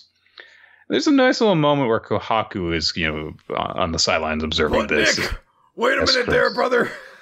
Don't you mean Michelle McKohaku? God, do you have like a glossary open right now? It just comes to me, brother. So, Kohaku is observing this, and she, of course, remembers all the work that she had to do to try and save her sister, and she thinks to herself, you were waiting just like that for this very moment. And then fucking Hyoga shows up. And he is like, oh, hey, Mirai, maybe you should go and wash your face down by the river. Everyone's like, well, that was insidious, but it's a good suggestion. So they go off. And then Chrome talks to Senku and he says, hey, there's some dynamite missing here. Ginro tries to say is like, maybe we just, lost track of them. And Chrome's like, no. I always keep track of supplies. And Ukyo says, well, if someone would have stolen any, I would have heard them. It would take an expert in covert missions to slip past me. And as far as I know, there's only one person who could pull that off. And sure enough, as, I've forgotten her name. Oh, I've completely forgotten her name. Watermelon Head Girl. Shit. So she's going to check the prison. I'll just handle it for you. Wait a minute there, brother. Don't. Well, her name's Suika, so you gotta say Suika. Suika, yes. Go ahead. Don't you mean Suiko Fee Kingston? It's not even the same syllable. So Homura is gone, and she thinks it's. And she looks over and sees that Mantle, who was supposed to be guarding the jail, has been knocked out. So she goes and raises the alarm. And we find out that Shitatsu, had done this. Like he actually went and found the prison and set her free at Homura's beckoning. And she says, it's like contact. In a flashback, we see him reaching her, and then her saying, "Help me escape when the time comes, because Hyoga's true goal is." And we got to the present when the dynamite that was stolen goes off. Dun dun dun. Senku immediately realizes that the dynamite was set off at the side of the Miracle Cave, and so everyone rushes there. But the problem is that the fluid is sealed inside of the ruins of the cave. So of course, not only are they not going to be able to make the the revival fluid, they won't be able to actually make a lot of their devices, of course. Then we cut over to where Tsukasa and Mirai are, and they're reacting to the explosion. And Senku and Ukyo arrive on the scene just as Hyoga suddenly whirls towards Mirai and starts to stab her with his spear. And we cut away as the spear is driving towards her, and Hyoga's monologuing. And he says, sneaking up there, brother. Don't you mean Big Hyoga? Sure, why not? So, although I know him as the giant. I killed him in our first match, brother. I also made him. Isn't that the match where he beat you for the title? Like, no, brother. That didn't happen, brother. The Hulkster never loses, dude. Hulkster is still champion. Didn't you lose to the Ultimate Warrior? No, I beat him. Nope, didn't happen. You must be thinking of WrestleMania 9 where I beat Yokozuna. The worst thing ever. So, Hyoga monologues for a bit, and he says, sneaking up from behind, attacking while you slept? No. Tsukasa Shishio, the strongest primate high schooler, would never be so easily eliminated. Not as long as he had no one to protect. The one who was waiting was me. All this time for this very moment. And we see, panning back, that Tsukasa, of course, did the thing that you would expect him to. He put his body in between Hyoga and Mirai and took a spear seemingly right through the goddamn heart. And Tsukasa starts to fall backwards into the river, and Senku runs up and grabs him by the arm just as the chapter is ending. So, well. I mean, that is quite the ending. I mean, here's the thing. It's tough for me to be like, oh no, Tsukasa's going to die, because we haven't really seen death to be a thing. Yeah. At this moment. But I'm definitely thinking like, oh, that's going to be pretty crazy at this point. So. Well, and you got to think, what are the consequences of this going to be? Even if Tsukasa doesn't die, he's probably going to be out of commission for a little while. Mm-hmm. And now the Miracle Fluid Cave is out of commission, at least for a while. So how are all those people who surrendered because of what Tsukasa did, how are they going to react? Is this going to be a true proper coup for Hyoga, where he takes over this kingdom that Tsukasa had founded? And are they going to be an ongoing villainous group now with this? Is the war not over? Yes. It's a very interesting scenario to put in here. I'm curious to see where this goes. It was a super solid chapter. Very exciting. Yeah, really good. This is the kind of thing that you get, and then you anticipate, getting to the end of the chapter and being like, Dr. Stone will be off next week, but yeah. It's too young to get one of those, I guess. Seven Deadly Sins. Let's talk Seven Deadly Sins, chapter 286, Flash. Savior of the universe. Yep. Savior of the WWE universe. Exactly. Hey, I am a real... Stop it. We've got no time. So, the series opens. We have that big conflict between the three of them, and Esconar goes to make this big strike. Hold on there, brother. Don't you mean Brock Les Esconar? Boom. Nailed it. Carrying on. He did his big strike. It didn't affect anything. And Chandler, who doesn't need any comedic name, he's perfect the way he is just like, now are you happy? It doesn't work. And he's preparing to fight when Merlin uses her magic, and she basically creates this sort of shockwave things that sends people flying. And everyone's like, wow, that was really strong. Ludachel's like, well, yeah, I wouldn't have bothered hanging out with her if she wasn't. And they do this whole thing where they note the combat class of the different demons. Cusack is 168,000, and Chandler is 173,000. It's worth knowing, I guess, more specifically if you're trying to gauge how strong these characters are, that Chandler did end up defeating, I think, 3 of the 7 deadly sins at the same time. So he's a very strong character. We know these dudes are strong. There's a little bit of a moment where Merlin is about to get attacked. So she just like kind of snaps her fingers and a bunch of explosions go off. And they're like, wow, she's so strong. And Ludashell flashes behind over like next to Zeldris. And it's like, wow, she's so cool. Knocks the other two flying. And there's a moment that I do like where Merlin's just like, numbers don't matter.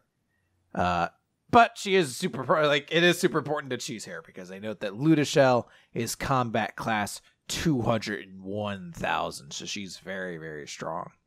And there's a moment where Zeldris and Ludashell get in a sword swinging contest. They're just like, and they're both very, very impressed at how strong each other are because they get like little cuts and then stuff that kind of like appears and they're like, wow, these guys are very, very strong. And Zeldris looks like he's about to attack. And Hendrickson runs in and grabs Ludashell before Cusack could like sneak up on her. And she's like, what are we doing? I knew Cusack was going to attack, but I guess I appreciate your readiness to protect me. So she heals him. Then gets back to the fight. And they're basically just kind of battling out a little bit. We see little glimpses of stuff kind of happening here. Zeldris is preparing himself, and the final page of the chapter is a full page spread. Zeldris be like, "You're about to witness the true power of Zeldris, so get a good taste of it." Yeah, they really just got into this fight, didn't they? Yeah, we're right into the cusp of it. So very action heavy chapter. I don't really care for dedicating so much of it to like this is how strong they are because like who gives a shit. I'm really getting sick of that. It's a very big annoyance whenever it comes up in Seven Deadly Sins because it just disrupts the flow of the series so much. Mm-hmm. Didn't need any of that shit in Purgatory. All right, let's move on to the Promised Neverland. Yeah. So it's chapter 108. You're not going anywhere. Well, yes, they are. So basically what happens is Hugo and Lucas I'm gonna stop you here. Hold on, brother. Don't you mean Lucas Gallows? Boom. Got it in real quick. So the gunfighting, shooting people, bomb goes off, or grenade rather goes off, and Lucas shields Hugo from the cave collapsing on them. Hugo shoots a guy in the head when he comes up to them and then drags them out of the rubble. And basically Hugo is refusing to leave Lucas behind, despite the fact that he's heavily wounded and, of course, only has the one arm. But there's only two of them left now. There's Andrew. Yes? Oh, also, hold on there, brother. Don't you mean Hugo Dust? Yeah, that's better. So Edge is like, you're going to die, and I'm going to kill the rest of them, and that'll be it. And then they're like, we've been leaking combustible gas into this room that you're in while you've been mocking us, and boom, they blow up the room by setting off an explosion. Hooray. It's a very sad sort of thing. Like it's another chapter that sort of ends with the implication of two like very significant characters. Well, I should say very significant. One of them is very significant. The other one sort of just showed up after a while. But they're both dead and potentially taking out Andrew with them. I would assume that's actually the reality of the situation.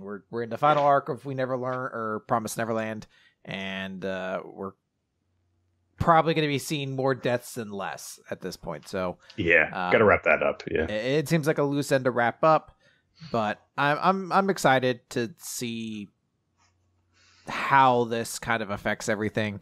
It's a sad end for these characters, but I do like that there was that moment of like, no, I'm not leaving you behind. And Andrew being like, if you had just left him and escaped, you could have gotten all these weapons and won anyway. He's just like, nope, this is exactly where I wanted things to be.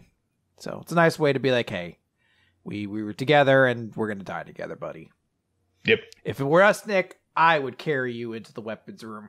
Aww. But Hulk Hogan would have actually just backstage politic to have your career sabotaged. It was like, no, he's not ready for the bush, dude. Have him die in the explosion, but not me, brother. Yeah, I stay around. I'm very popular. Okay, let's move on to Black Clover then. Oh, God. I don't even... Black Clover... Page 178. 178. Human Magic. Human Magic. Yay. I don't remember anything that happens in this. Oh, wait, now I remember it. Okay. So, Nozelle's like, I won. I did it. I'm the best. Nozelle and Nebra, hurry, get them back. And they're like, whoa, a bunch of mages have shown up and they're so strong. And Noelle's like, how can I win? Well, you don't need to worry about that. Because as they go to attack, they're covered with trap spells. Whoa. And Zora shows up and is like, yeah, I figured you guys would create a bunch of fucking chaos, so I set up a bunch of trap spells here. And I brought this random magic dude to use healing magic to help heal the other people.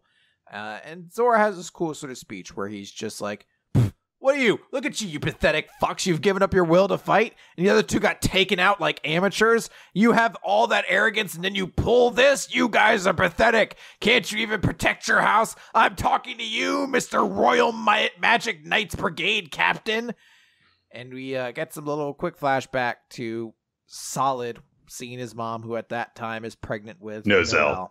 So Nozelle, who's pregnant at that time.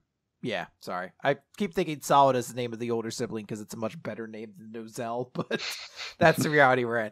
So Nozelle's like, oh, hey, yeah, but you're pregnant with Noelle. And the mom's like, yeah, all of the kids have inherited water magic of some kind, just like their father, but you're the only one who inherited my steel attribute. So use that magic to protect your siblings, all right? And Nozelle gets up and he's like, yeah, you're right. How could I crawl on the ground and disgrace my name over something like this? I will protect all of you. So, Zora uses his ash magic to give the others sort of an idea where his trap magic is, and he sort of uses that to let them kind of guide the enemies into the trap magic, and they're very, very effective, and they're using their magic, and it's very, very cool. And Zora thinks like, wow, yeah, you people don't know about complicated spells like counter traps. These spells were derived and developed over years and years. So the elves are kind of stupid when you think about it. Their magic sucks, really. They're idiots. And that's it. That's sort of the Weren't these guys supposed to be threatening or something? I do appreciate that Noelle got the solo win, and then reinforcements arrived, and that's when she needed the backup. But it goes by very quickly, so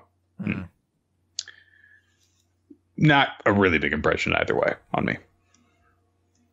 Let's finish things up with One Piece, chapter 921, Shuten Maru, and okay, so. Moving on from the previous chapter where they got all of the backstory and stuff dumped on them by Kinemon, they're continuing on with trying to plan what they're going to do in order to take down Kaido. They're going to go to an island called Onigashima, which is his base of operations. And they go over a few details that are a little bit complicated. I'm not going to really go over. We do get some information established, which is that Sanji is under the impression that Okiku is in love with Kinemon, and Kinemon's like, no, I'm married. And it turns out that Otsuru, I'm not sure how you describe her, but the different art style woman that they met before, yeah, that's his wife. It's like, okay. Yeah.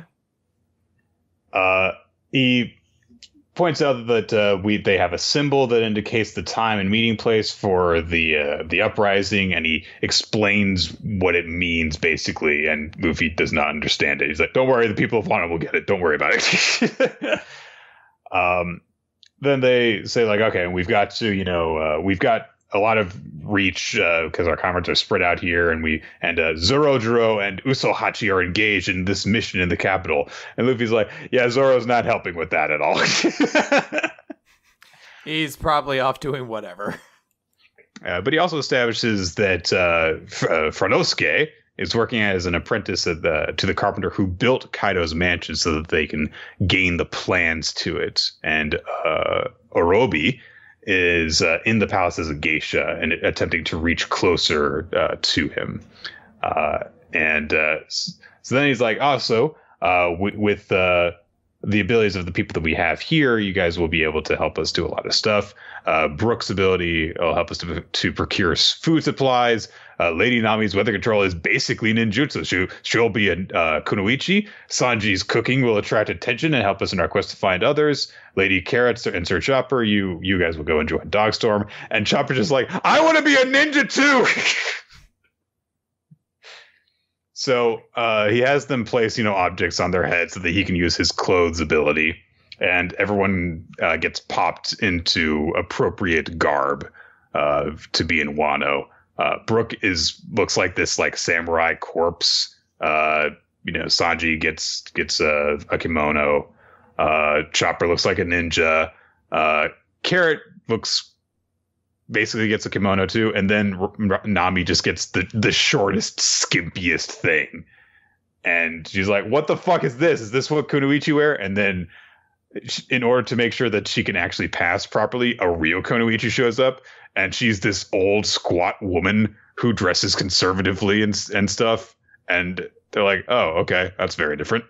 And Nami's very upset because she's like, she's dressed completely different. What the fuck? Slaps Kinemon across the face. Which is much deserved, honestly. I will note that I believe what Brooke's wearing is what they traditionally if you're seeing ghosts and things like that. I think it's an actual Japanese thing with the white kind of cloak, and then I don't know what it is on the head. It's got the thing on its head, yeah, that symbolizes I am a ghost. Yeah. So Shinobu is this kunoichi who is also of course, an ally of the whatever. So, and she mentions that her specialty is in seduction jutsu, which of course makes Sanji go, so yeah. Kinemon goes back into his more inspirational kind of speech mode. He says, we're going to split up. And there are 3 samurai in particular that we need to find that will give us the strength of 100. Kawamatsu, Denjiro, and Ashura Doji. Like us, they were once servants of Lord Odin, and I'm certain that they must still be alive. But we cut outside of that point back to Okobore Town, the place that Luffy brought the food barge to. And Shutenmaru, the Thieves Brigade chief that Luffy and company were accused of being a part of, shows up. Massive guy who rides on a massive bull. And it looks at first like he's going to be one of those very standard, he's just a giant asshole, literally giant asshole, he's kind of a wuss. And then fucking Jack shows up riding on a shark crocodile looking thing. It's hard. I don't know exactly what this animal is. It's a whale, shark, crocodile thing. So Jack shows up, and he says, so we meet at last, leader of thieves. I am looking for Straw Hat Luffy. And Chutamaru's like, I don't know who the guy is, but fuck off. And so Jack says, well, the only reason we have let you live to this point is because Kaido wishes to have you as a subordinate. And Shutamaru dashes forward and cuts him across the chest with this big follow-through samurai slash. And he just says, don't play games with samurai. So pretty badass little moment there. And a very cool shot with Jack with this giant slash going diagonally across his chest. They start clashing weapons. But before they can get too deep into it, although Shutamaru says, I'm not going to be killed by a mere underling. I've already lost my chance for a meaningful death. Suddenly, the giant storm clouds appear, swirling in the sky, and some people on the ground are like, "What? It's like some sort of storm coming." But Law calls out the Straw Hats because, oh shit, something's going down. They go outside and they look up into the sky, and everyone's freaking out. And a voice calls down from the heavens that says, "Jack, bring those children to me at once." And it's a massive bearded, mustached dragon. And Luffy's like, what is that? And Law says, that's Kaido. Well, that's extremely awesome. That is a cool picture. Two, I'm angry that was spoiled for me because I followed some One Piece fan page on Aww. Facebook years ago, and I was just going through Facebook, and that was like, they were like, hey, check this. I was like, God damn it.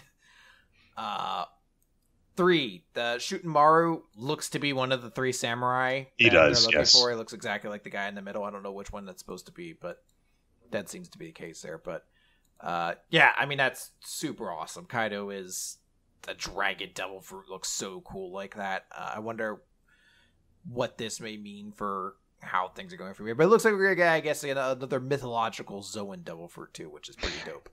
Yeah, I do love the contrast between his and Momonosuke's dragon forms. You get the little shot of Momonosuke kind of like shrinking down in terror, and Momonosuke's dragon has always looked pretty comedic, honestly. Mm-hmm. And then you see this, gonna grant you a wish if I don't eat you first, looking massive flame coming out of different parts of him dragon.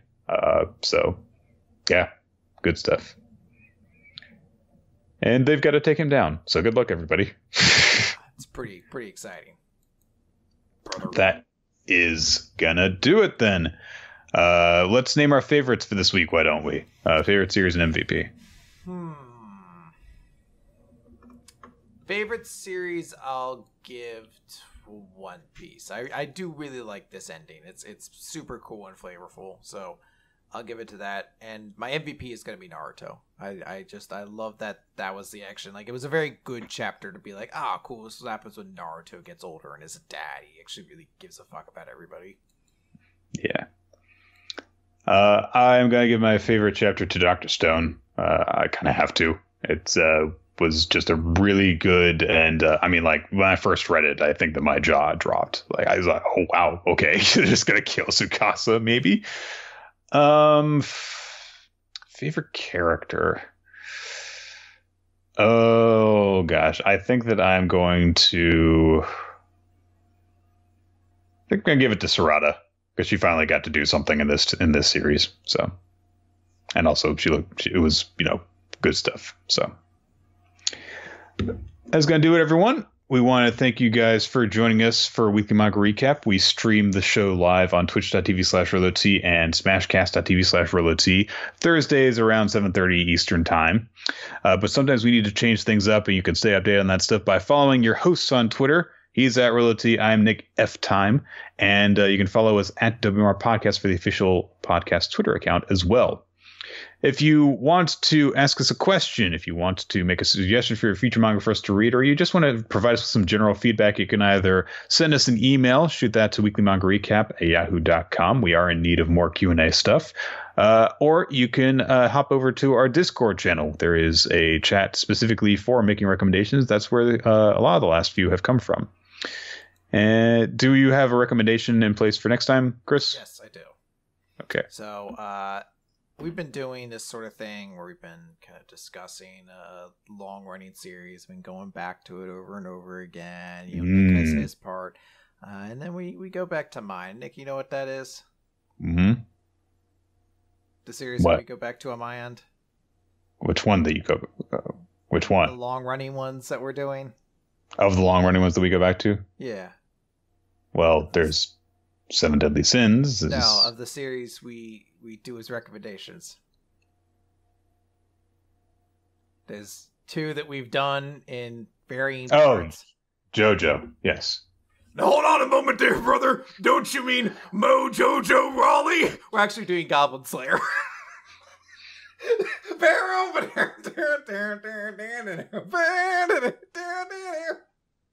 Well, you just got swerved, dude. You got Russo'd. Oh, I swear to God, Hulk Hogan, that big bald son of a bitch. I hate Russo, but that's like the greatest promo ever. Okay. Goblin Slayer. All right. Just in case you missed it there. So that's going to do it for us. Thank you, everyone who supports the show, including everyone who supports us on Patreon. You allow us to do all sorts of fun bonus stuff for you guys to enjoy. We recently recorded commentary, very special spooky month Halloween commentary on the short-lived game show Hellevator. You can check that out soon when we put the recording up. And also special thanks to the guys who help us make the show what it is.